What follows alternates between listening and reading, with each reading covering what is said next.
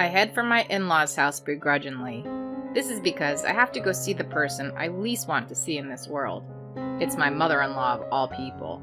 She's the mother of someone I love, but I just don't like her. Perhaps sensing my feelings, my daughter started to cry as soon as we arrived at my in-laws' house. The more I tried to get her to stop crying, the louder her voice got, as if she could sense my impatience. In that moment, "I know why the baby's crying," my nephew, my brother-in-law's son, suddenly said. "Do you know why the baby's crying?" When my brother-in-law casually asked, my nephew confidently answered, "Yes, you see." The answer to my nephew's question that no one expected would later change my fate. My name is Willow. I am 29 years old. My husband Ken and I have been married for 2 years now, and we get along every day. Since the beginning, we were more like best friends than lovers. I feel comfortable and happy enough with Ken. But there is one person who doesn't like our relationship. That is my husband's mother. My mother-in-law didn't like me very much from the beginning of our marriage. She didn't tell me this directly, but every time I saw her, she would give me a hard time. And she only harasses me when she's alone with me. She must love her youngest son, Ken, very much. Whenever I visit my mother-in-law's house and try to have a conversation with my husband in front of my mother-in-law, she gives me a cold stare. And as soon as we're alone, she would start complaining about it. "I think it's very bad taste for your wife to be affectionate with your husband in front of me. I'm Ken's mother. I'm his blood family, so can a stranger like you not get in my way? I wish he would just divorce you." And so on and so forth, as if I was the bad guy, throwing one heartless word after another. I was so shocked by these harsh words that I couldn't say anything back. I had no idea that my mother-in-law hated me so much. What should I do? I want to have a good relationship with her, but this is not good at all. I had to make sure Ken never knew about this. In hindsight, I should have talked to my husband and distanced myself from my mother-in-law right away. But at the time, I was desperate to somehow be accepted as his wife. The real hell started after that. 6 months into our marriage, my mother-in-law became obsessed with her grandchildren more than necessary. "Willow, you know, I think our heir must be a boy." One day, as soon as I showed up at my in-laws' house, she suddenly said that to me. My husband and father-in-law who were there, including myself, froze. It was Ken who spoke up on my behalf. "What's wrong with you, Mom?" "You have been married for 6 months, right? It should be time to start having a baby." "Don't talk to me like that. A child is a gift. It's not a given that you'll have a baby within 6 months of marriage, so..." "But with Kyle and his wife got pregnant right after they got married." "That doesn't matter. We have our own pace. Mom, don't meddle too much." My mother-in-law is not amused by my husband's words. I deliberately pretended not to notice the occasional cold glare from my mother-in-law. Ken's brother Kyle got married 5 years ago. Shortly after that, his wife became pregnant and gave birth to a boy. My nephew, Billy, will be 4 years old soon. Billy loves to be around me and my husband, and I feel his growth every time I see him. And that's not all. Between you and me, Billy's words have saved my life many times. I think it all started when he was 2.5 years old, when he started to talk. When I was about to leave my in-laws' house, Billy said to me, "You know, Auntie, you should take a different road when you go home." "Billy, what's wrong? The usual way is no good?" "It has to be a different road."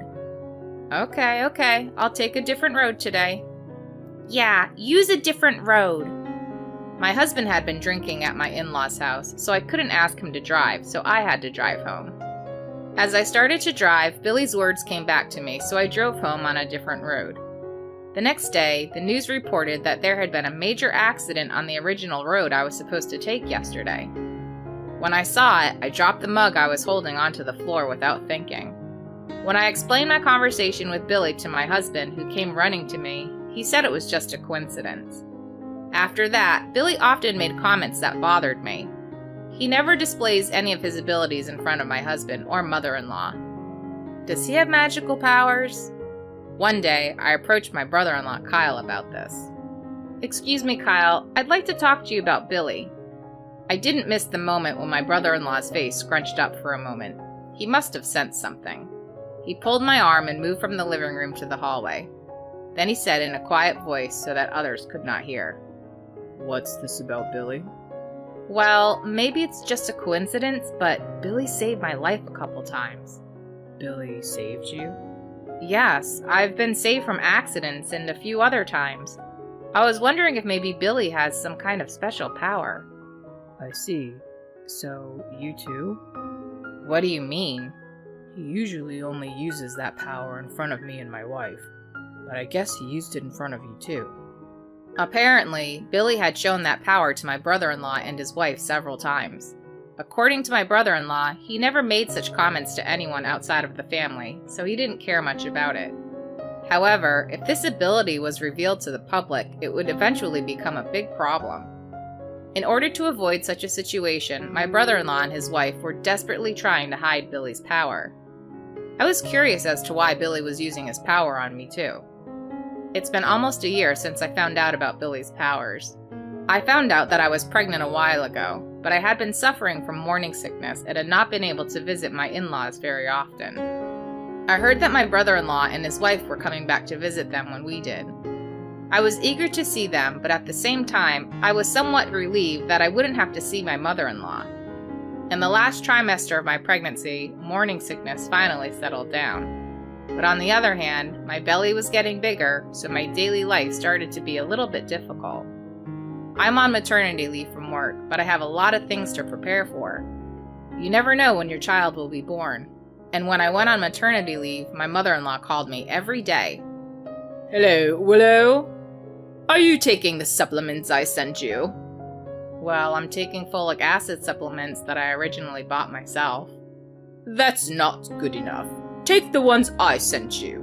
That's the expensive one I recommended on the mail order site." Even if you say that? "Listen here. You're a failed wife who couldn't conceive a boy, so at least give me a satisfactory child." Yes, the baby in my belly was a girl. To be frank, I don't care what sex it is. As long as the baby is born healthy, that's all that matters to me. But my mother-in-law wants to have it her way, right down to the gender. It was mentally demanding just to be put under such pressure. When I told her that my baby was a girl, she was in an overly bad mood. After that, my mother-in-law's harassment escalated, and she told me to take the supplements she had prepared for me. She also started sending me books on preparing for a second child. I hadn't even finished giving birth to my first child yet. She also called me every day and repeatedly called me with heartless abuse, telling me that I was a worthless wife, that she should never have allowed us to get married, and that I should divorce her son after the baby was born. I was exhausted from the pregnancy, and my mother-in-law's words were coming back to haunt me, both physically and mentally. However, I could not tell my husband this fact. I didn't want to worry him, of course. But more than that, I was afraid of retaliation from my mother-in-law. I managed to give birth to a healthy baby girl despite my daily battles with anxiety. In fact, she was so lovely that I did not care about my mother-in-law's words when I gave birth to her. On this day, 1 month later, my husband was driving me to my in-laws' house. There was only one reason: to show them my daughter.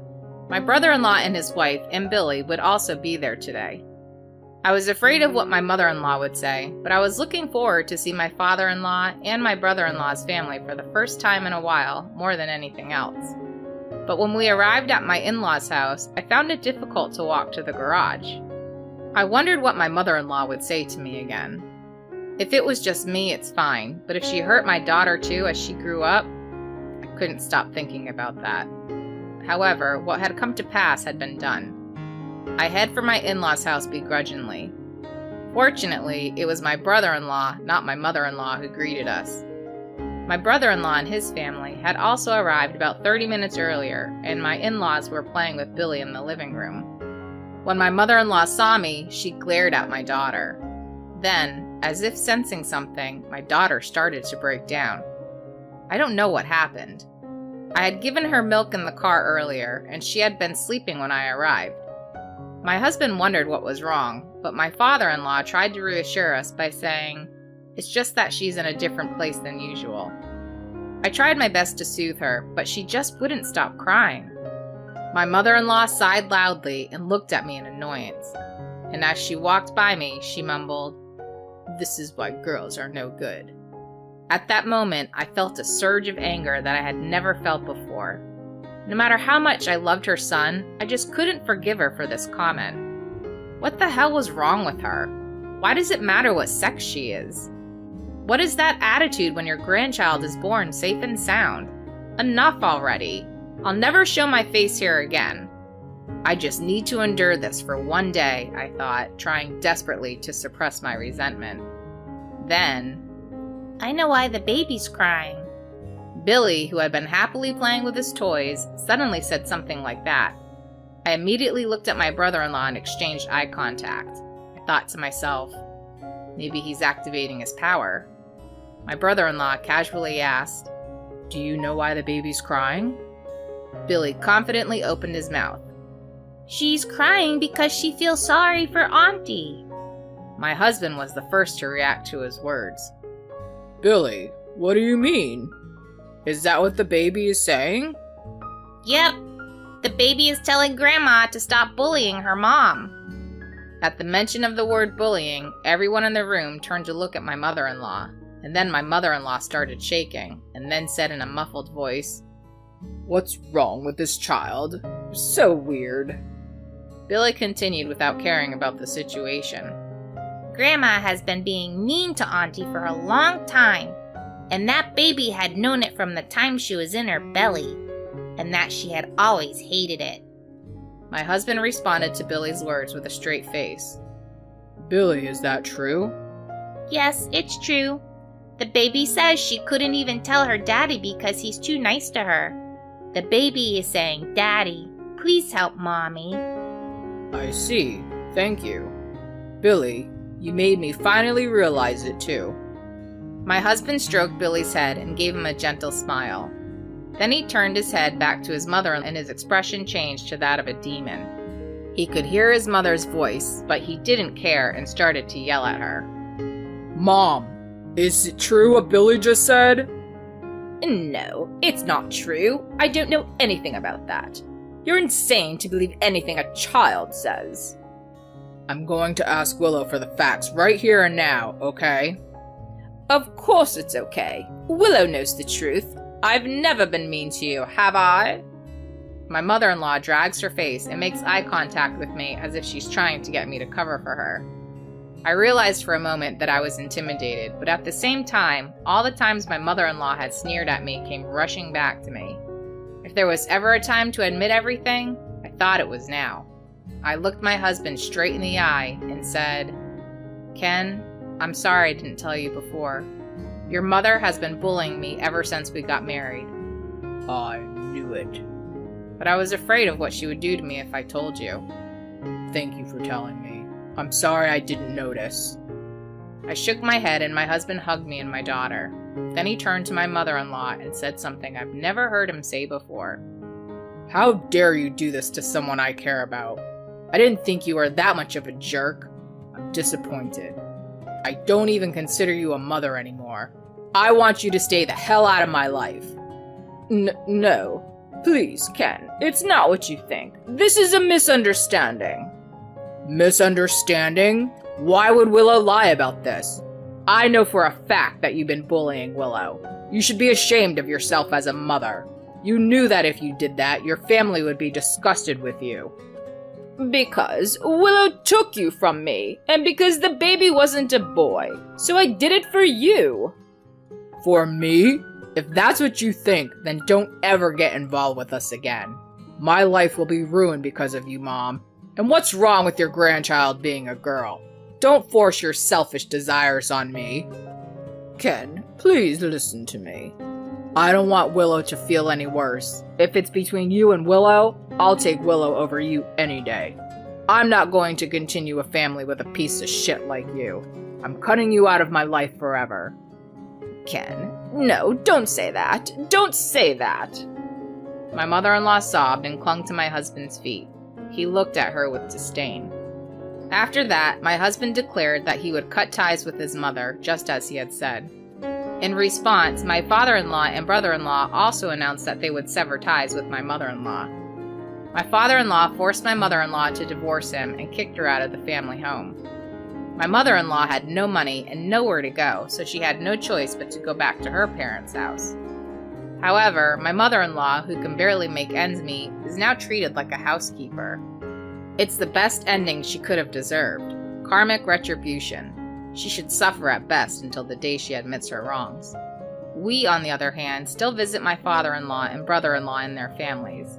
Billy's magical powers seem to be diminishing by the day, and these days he almost never speaks of them. They say that babies and animals can see what adults can't see, but it may not be true. Even if what Billy has said so far is just a coincidence, it is true that his words have saved my life. I am now living a happy life thanks to Billy without a doubt. I hope one day to tell my daughter about his magical power.